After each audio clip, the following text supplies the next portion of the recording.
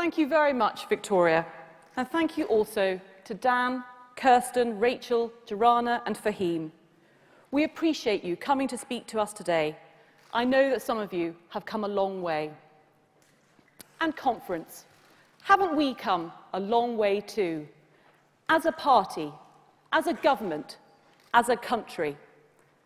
I remember when I spoke at my first party conference 24 years ago.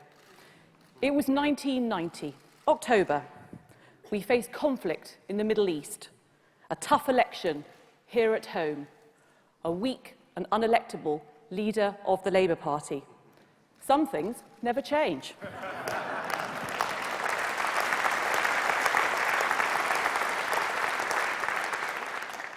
But we went on to win that election when people said we couldn't. And I've no doubt that with your help, we'll go on to win with next year too.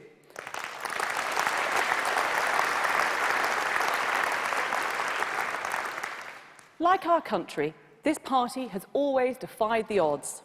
Our security at risk, we faced down the threat. Our economy in peril, we turned it around. A female leader, unimaginable, but our party made it happen. It's the same with education. Some said we were moving too fast, told us to pause, said, your plan for education is too much, it can't be done. But we were not easily held back. We said, yes, it can. And just look what we have achieved. Standards back, discipline restored, expectations high, an old culture of can't replaced with a new culture of can, and more children being taught in good or outstanding schools than ever before. That's the story of this government.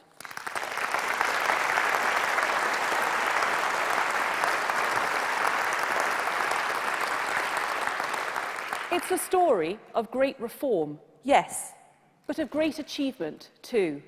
And I want to take a moment to say thank you to everyone who has played their part. Firstly, to Michael Gove.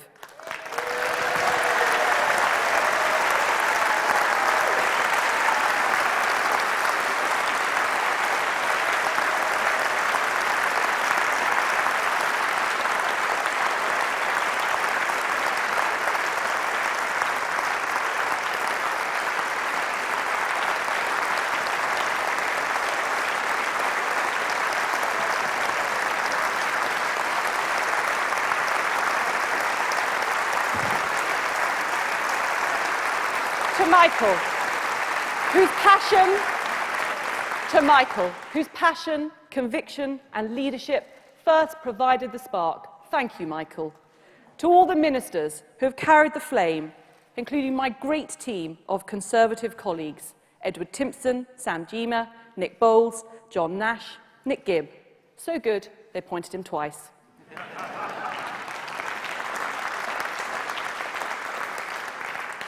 And not forgetting our team of PPSs, Ben Gummer, Caroline Dinage, Raymond Chishti and Mike Freer, and our whip, Harriet Baldwin, too. To all the officials and civil servants across the country who have provided the fuel to drive things forward. But most important of all, to the teachers, teaching assistants, support staff who rise early every day, go to work and turn our plans into action.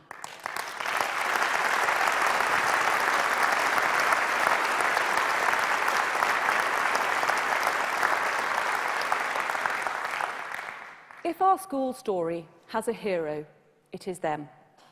The teacher you see every day at the school gate, there when the children are dropped off and again when they're picked up. The teacher that works late into the night and then does it all again the following day. As a parent, and through my own family, I know how dedicated and inspiring teachers can be.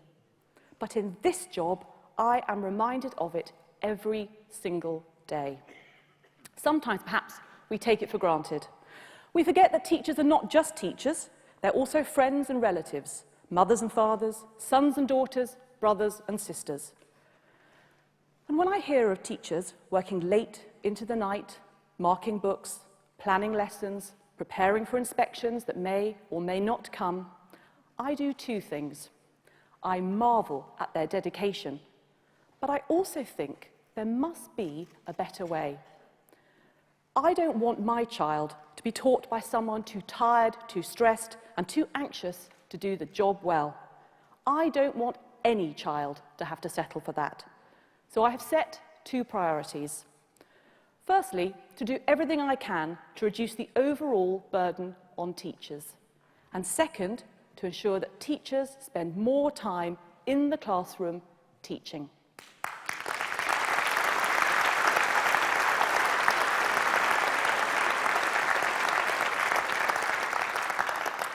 I don't pretend this is easy. It is not. The reasons that teachers in England work longer hours than their counterparts elsewhere in the world are many and varied. I wish I could announce some great initiative today that would solve this problem at a stroke. I can't do that. But I will work with the profession over the coming months to find solutions. Through the programme of talks with the unions, yes, but also through a new process of engagement with teachers across the country. I will be out meeting them, answering their questions and listening to what they have to say, working with them to craft a new deal for teachers that treats them as the professionals they are. And let me say one more thing. Labour say they want world-class teachers. I say we have world-class teachers and we should never let Labour run them down again.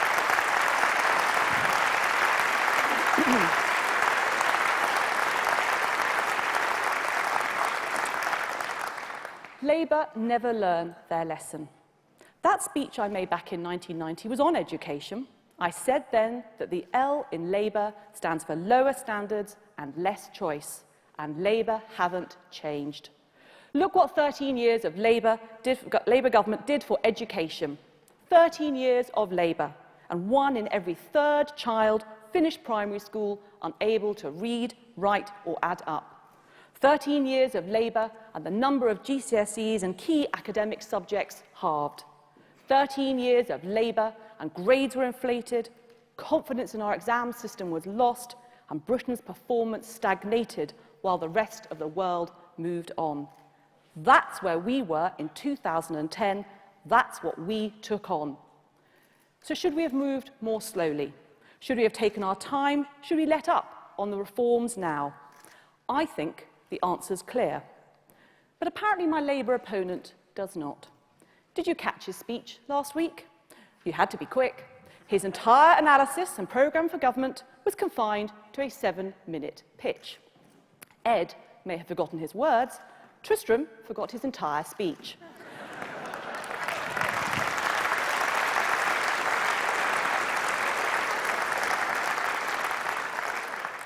I guess he just doesn't think it's important. He thinks he has better things to do.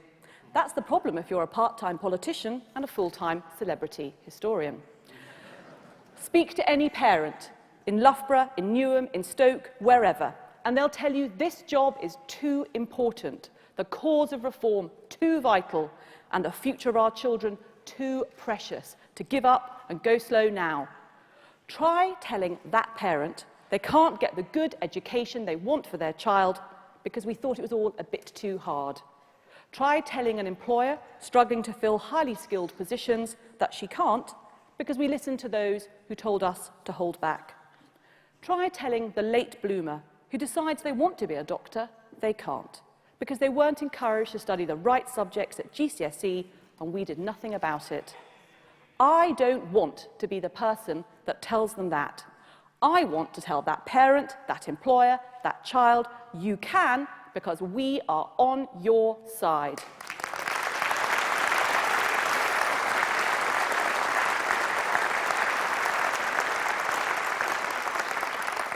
So I am proud not only to inherit the government's plan for education, but to drive it forward too. Because conference, there can be no doubt that our plan for education is working.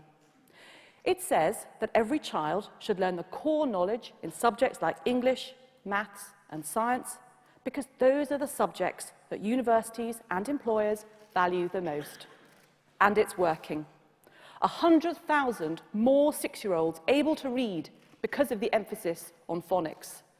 65% more pupils taking the core academic GCSEs required to get the E back.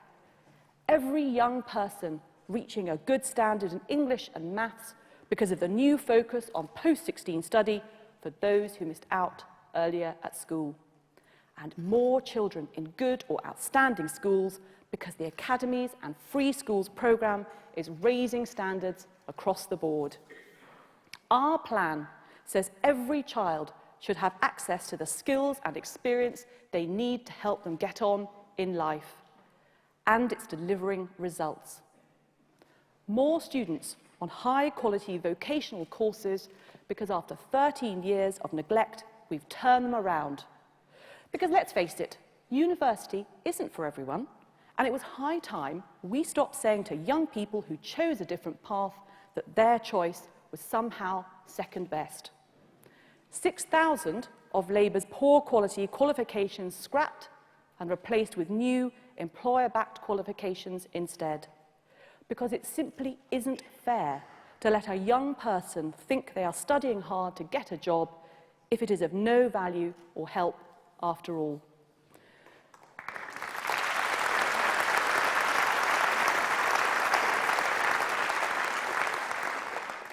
New university technical colleges and studio schools giving young people a better chance than ever of developing a specialism that will help build a rewarding career.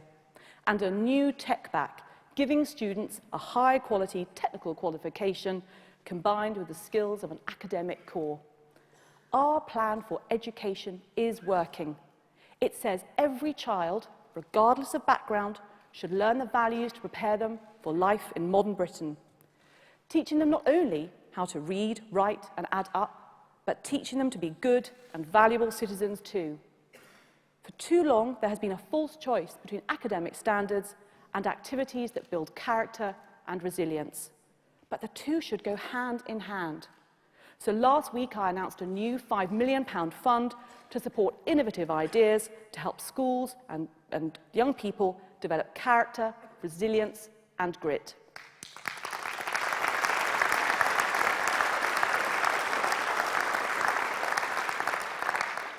Because as much as I want the next generation to be able to solve a quadratic equation, I also want them to be able to make a compelling pitch for a job and to be able to bounce back if things don't work out.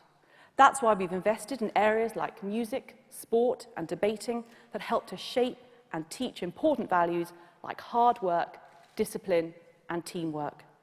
Respect for authority, respect for yourself.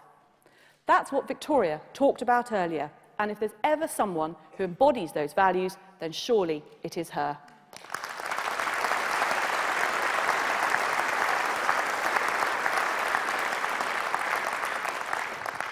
It's why we've restored discipline in schools, making it easier for teachers to control their classrooms and giving heads the final say. And why we're giving schools extra support to tackle the blight of bullying that not only makes young people's school lives miserable, but also prevents them from learning and achieving their best. In the next few months, we'll do more on this, tackling one of the most pernicious kinds of victimisation, homophobic bullying, that is still too widespread in Britain's schools. It's not acceptable, it's intolerable, and we will stamp it out.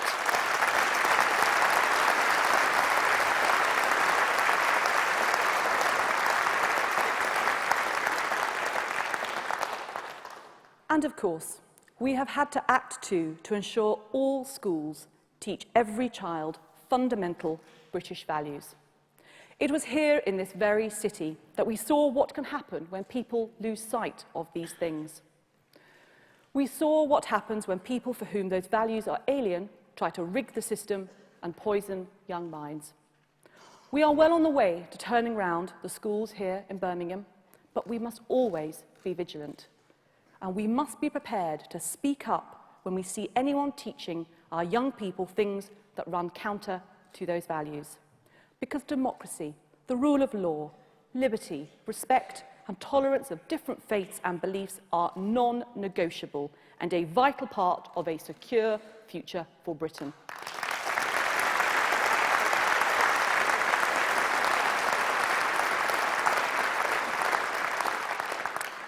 Our plan for education is working.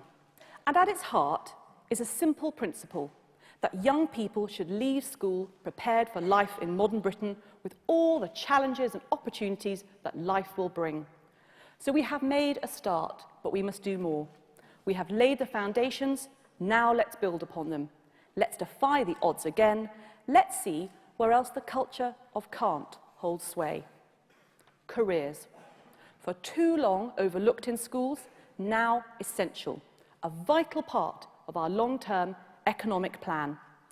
Let's make work experience something of value, something that opens people's eyes to the possibilities of the world of work, something that helps them aspire to more. And let's get businesses working closely with schools to help children make the right choices at the right time. Choices that help them pursue the careers they want, careers that perhaps they had never thought of before. You heard earlier from the brilliant staff and students of Heartlands Academy here in Birmingham, and weren't they absolutely fabulous?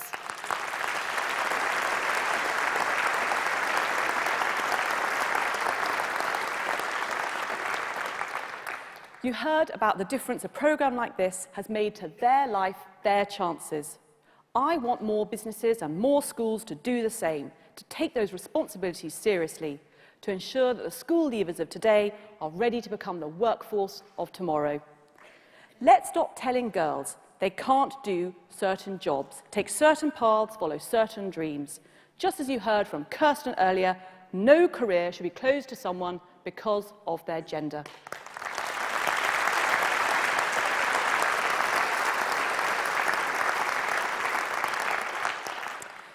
That's why, as this party's Minister for Women, I'm such a firm supporter of the government's Your Life campaign to get more young women into careers in science, technology, engineering and maths, and to help this generation of young women smash through the glass ceiling once and for all. Let's stop women feeling they have to choose between their family and their career. Our new tax-free childcare will change that, giving parents up to £2,000 of support towards childcare costs and making the return to work after having a child that little bit easier. If that's what you want to do, then you can, because we are on your side.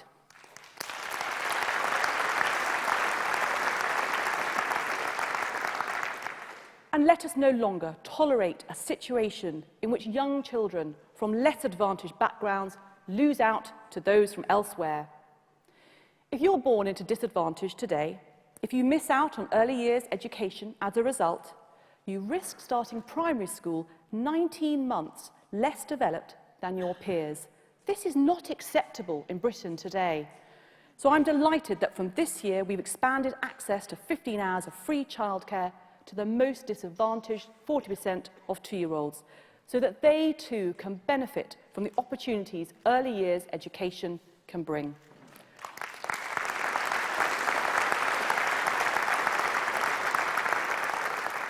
From birth to adulthood, throughout the education system, our mission is to ensure that every young person has the best chance to overcome the soft bigotry of low expectations, the culture of can't, and to fulfil every ounce of their potential. And I'm very proud to say that the attainment gap between rich and poor is narrowing faster now than when we came to office.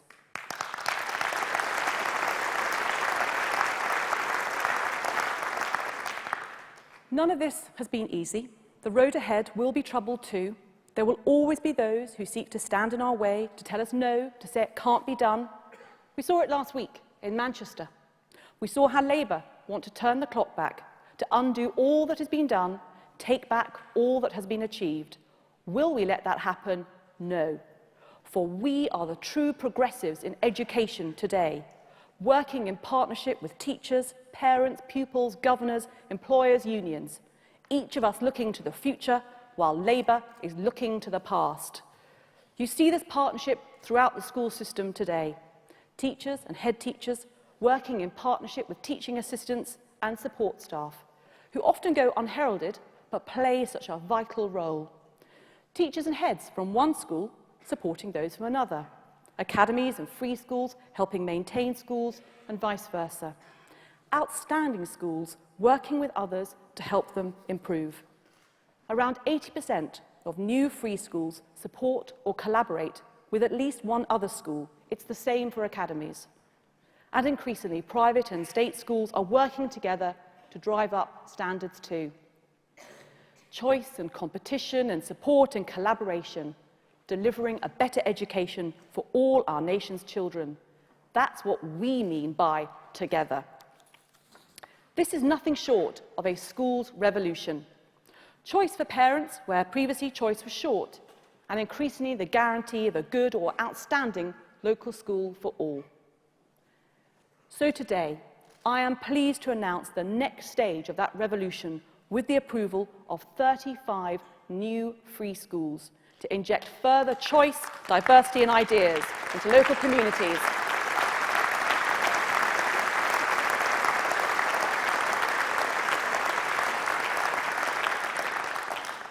Our free school programme has been an incredible success, as Dan showed in his speech earlier.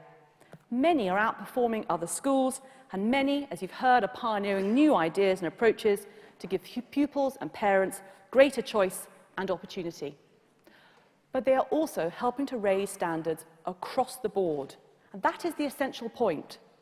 We believe in free schools not because of ideology, but because they work. They are a vital part of our plan for education, but they are just one part of it. There are around 24,000 schools in England today, and we need to be clear that we value each and every one.